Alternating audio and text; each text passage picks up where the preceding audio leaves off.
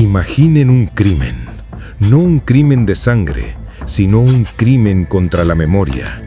Un delito perpetrado no con una daga en la oscuridad, sino con un cincel bajo el sol abrasador de Egipto. Imaginen caminar por los grandes templos de Karnak y Luxor y ver estatuas de un gran faraón, con su poderosa barba ceremonial, destrozadas en 1000 pedazos. Imaginen ver los cartuchos reales, los símbolos sagrados que garantizaban la vida eterna, brutalmente raspados de los muros, como si se intentara borrar un alma de la existencia. Este no fue un acto de vandalismo cualquiera. Fue una campaña sistemática, precisa y despiadada para eliminar a uno de los gobernantes más exitosos de la historia de Egipto. Un faraón que trajo una era de paz, riqueza y una explosión artística sin precedentes. La pregunta no es solo quién cometió este crimen histórico, sino ¿por qué? ¿Qué pudo haber hecho este gran soberano para merecer ser borrado del tiempo? La respuesta es, quizás, el mayor de sus crímenes. Este faraón era una mujer. Esta es la historia de Hatshepsut, la historia de su increíble ascenso al poder en un mundo de hombres, su glorioso reinado y el misterio violento que rodea su legado. Hoy en Piedra de Roseta, actuamos como detectives de la historia para reconstruir la imagen de la reina faraón y descubrir por qué la historia misma intentó olvidarla. Este es uno de los dramas de poder más fascinantes de la antigüedad, y cada detalle cuenta. Antes de empezar a juntar las piezas de este puzzle, nos encantaría saber desde dónde nos acompañas en esta investigación. Comenta abajo la ciudad y el país desde donde nos estás viendo. Es un verdadero honor que nuestra comunidad de exploradores se extienda por todo el mundo. Ahora, adentrémonos en el corazón del Imperio Nuevo de Egipto, una era de oro y poder, pero también de rígidas tradiciones, donde una mujer estaba a punto de romper todas las reglas. Para entender la audacia de Hatshepsut, primero debemos entender su mundo. El Egipto de la dinastía 18, hace unos 3500 años, era la superpotencia de su tiempo. En el centro de este universo se encontraba el faraón, una figura divina, un intermediario entre los dioses y los mortales, y el faraón era, por definición y por tradición sagrada, un hombre. Era la encarnación terrenal del dios Horus, el hijo de Osiris. El rol de la mujer, incluso en la realeza, estaba claramente definido. Las mujeres podían ser increíblemente poderosas, especialmente la gran esposa real, la consorte principal del faraón. Podían ostentar títulos como esposa del dios Amón, que les otorgaba una inmensa influencia religiosa. Pero el trono, el poder supremo, estaba reservado para los hombres. Hatshepsut nació en este mundo, pero no como una mujer cualquiera. Era la hija del gran faraón Tutmosis I y su gran esposa real. Era de sangre real pura por ambos lados. Siguiendo la tradición, se casó con su medio hermano, Tutmosis II, convirtiéndose en la reina de Egipto. Pero el destino tenía otros planes. Tutmosis II tuvo un reinado corto y murió joven, dejando como heredero a un niño, Tutmosis III, hijo de una esposa secundaria. Siendo aún un infante, Tutmosis III no podía gobernar. El protocolo era claro. La viuda del faraón, la reina Hatshepsut, se convertiría en regente, gobernando en nombre de su joven hijastro hasta que alcanzara la mayoría de edad. Este era un rol aceptado, un camino ya transitado por otras reinas antes que ella. Se esperaba que mantuviera el trono caliente para el joven rey. Pero Hatshepsut no era una mujer que se conformara con mantener un trono caliente. Ella estaba destinada a ocuparlo por derecho propio. Aquí es donde comienza su increíble y audaz jugada política, una transformación que sacudiría los cimientos de la tradición egipcia. Durante los primeros años de su regencia, gobernó de manera convencional, pero en algún momento, alrededor de su 7º año en el poder, tomó una decisión sin precedentes. Dejó de ser la reina regente para convertirse en faraón de plenos derechos, cogobernante junto a su hijastro, pero posicionándose claramente como la soberana principal. Y para legitimar este acto revolucionario, hizo algo aún más radical. Se transformó, al menos en el arte y en la iconografía oficial, en un hombre. Adoptó la titulatura completa de un faraón masculino, incluyendo nombres como Hijo de Ra y Señor de las dos tierras.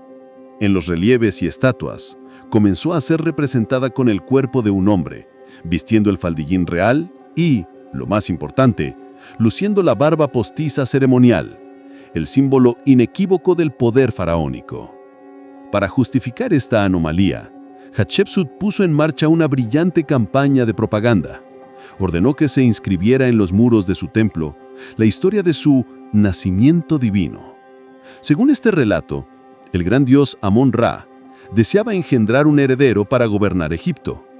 Tomó la forma de su padre, el faraón Tutmosis I, visitó a la reina en sus aposentos y la concibió. Por lo tanto, ella no era simplemente una mortal, era la hija directa del Dios Supremo, destinada a gobernar desde su nacimiento. Con su poder consolidado, el reinado de Hatshepsut no fue de guerra ni conquista, sino una de las épocas más pacíficas y prósperas de la historia de Egipto.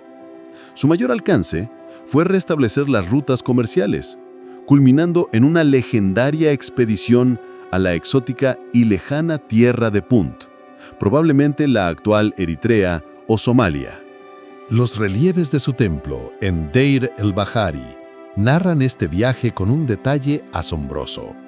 Los barcos egipcios llegando a Punt, los árboles de incienso y mirra siendo transportados, y los exóticos animales como jirafas y babuinos siendo llevados a Egipto. Fue un triunfo económico y diplomático que llenó los tesoros del templo de riquezas. Además, fue una de las constructoras más prolíficas de Egipto. Su obra maestra es su templo mortuorio en Deir el-Bahari, una maravilla de la arquitectura con sus terrazas ascendentes perfectamente integradas en el acantilado. También erigió los obeliscos más altos de la época en el templo de Karnak, gigantescas agujas de granito que proclamaban su poder y devoción a Amón-Ra. Durante más de 20 años, gobernó como un faraón exitoso, trayendo estabilidad y una riqueza inmensa a Egipto. Pero este glorioso capítulo de la historia estaba destinado a ser borrado. Tras la muerte de Hatshepsut, por causas naturales, su hijo desapareció y finalmente su hijastro, Tutmosis III, ascendió al trono como único gobernante. Durante casi 20 años, pareció respetar el legado de su madrastra. Los templos de ella seguían en pie, su nombre seguía siendo venerado. Tutmosis III se convirtió él mismo en un gran faraón, un genio militar, a menudo llamado el Napoleón de Egipto, que expandió el imperio hasta su máxima extensión. Pero entonces, casi al final de su propio y largo reinado, algo cambió. El faraón guerrero dio una orden sorprendente: iniciar una campaña para erradicar sistemáticamente la memoria de Hatshepsut de todo Egipto. No fue un acto de furia, sino una operación fría, metódica y exhaustiva. Los equipos de artesanos recorrieron el país, desde Nubia hasta el delta. Entraron en los templos y tumbas y con un cincel en la mano, rasparon el nombre y la figura de Hatshepsut de miles de cartuchos. En las estatuas desfiguraron su rostro o lo reemplazaron con el de su padre o su marido. Rompieron sus estatuas en pedazos y las arrojaron a fosas cerca de su templo, en un intento de enterrar su legado para siempre. Durante siglos, el crimen fue casi perfecto. Hatshepsut se convirtió en un fantasma, un rey sin nombre en las listas reales. No fue hasta el siglo XIX cuando los egiptólogos modernos, como detectives, empezaron a juntar las piezas. Notaron los cartuchos vacíos, las inscripciones alteradas y encontraron el pozo lleno de estatuas destrozadas al que llamaron el Hatshepsut Hole. Poco a poco, la historia de la reina faraón perdida fue resucitando. Pero esto solo profundizó el misterio central. ¿Por qué? ¿Por qué Tutmosis III, después de gobernar pacíficamente durante 20 años, decidió cometer este matricidio histórico? Las teorías son tan fascinantes como la propia vida de Hatshepsut. La primera teoría, la más obvia, es la venganza personal. ¿Era un hijastro resentido, que nunca le perdonó haberle usurpado el trono durante 2 décadas? Esperó pacientemente a que todos los que la apoyaban murieran para finalmente desatar su rencor. Es una historia muy humana, pero muchos egiptólogos la descartan. El lapso de 20 años es demasiado largo para un crimen pasional. La teoría más aceptada hoy en día es la de la necesidad política. Un faraón femenino era una anomalía, una ruptura radical con la tradición y la Ma'at, el orden cósmico y divino. Mientras Hatshepsut estaba viva y era poderosa, nadie podía cuestionarla. Pero una vez muerta, su existencia en los registros históricos creaba un precedente peligroso. Según esta teoría, Tutmosis III no actuó por odio, sino por pragmatismo. Al acercarse el final de su reinado, quiso asegurar una transición de poder limpia para su propio hijo. Borrar a Hatshepsut de la historia era una forma de corregir la línea de sucesión, eliminando la idea de que una mujer pudiera volver a tomar el trono. Fue un acto para proteger el futuro de la monarquía patriarcal. Era una declaración de que su reinado, aunque exitoso, había sido una excepción que nunca más debería repetirse. No fue un ataque a la mujer, sino a la idea de la reina faraón. Y así, nos quedamos con 2 posibles retratos de Tutmosis III, el de un sobrino vengativo o el de un rey pragmático y conservador, y 2 posibles lecturas de uno de los mayores actos de censura de la historia. Pero la ironía final de esta historia es quizás la mayor victoria de Hatshepsut. El mismo acto de destrucción, el intento de borrarla, es lo que la ha hecho tan fascinante para nosotros hoy en día. El misterio de su desaparición nos ha obligado a buscarla, a reconstruir su historia con más fervor que la de muchos otros faraones.